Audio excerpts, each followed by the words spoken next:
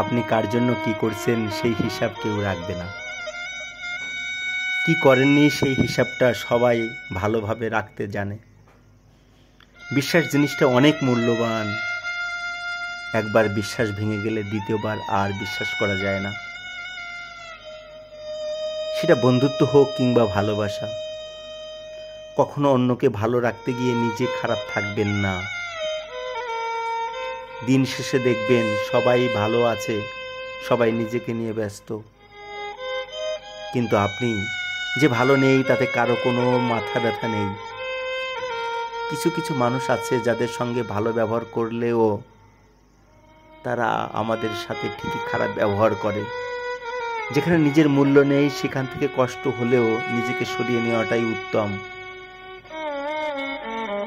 নত হলে যদি সম্পর্ক গভীর হয় তাহলে নত হও, কিন্তু প্রতিবার যদি তোমাকেই নত হতে হয় তাহলে থেমে যাও। কারণ ভালোবাসার স্থান বুকে, পায়ে নয়। মানুষের পতনের জন্য অভিশাপ লাগে না। যাদেরকে কষ্ট দিয়েছেন তাদের বুক চেরা দীর্ঘশ্বাসই যথেষ্ট। জীবনে বারবার ঠকে যাওয়ার পর যখন সঠিক মানুষের দেখা পেয়ে যাবেন,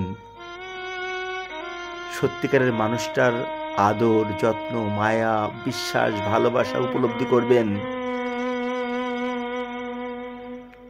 তখন অতীতে ভালোবাসার নামে অভিনয় করা ভুল মানুষটার প্রতি মাত্রাতিরিক্ত ঘৃণা বেড়ে যাবে। বিপদ কেটে গেলে মানুষ অহংকারী হয়ে ওঠে। তারা ভুলে যায় দুঃসময়ে কেউ তাদের পাশে ছিল।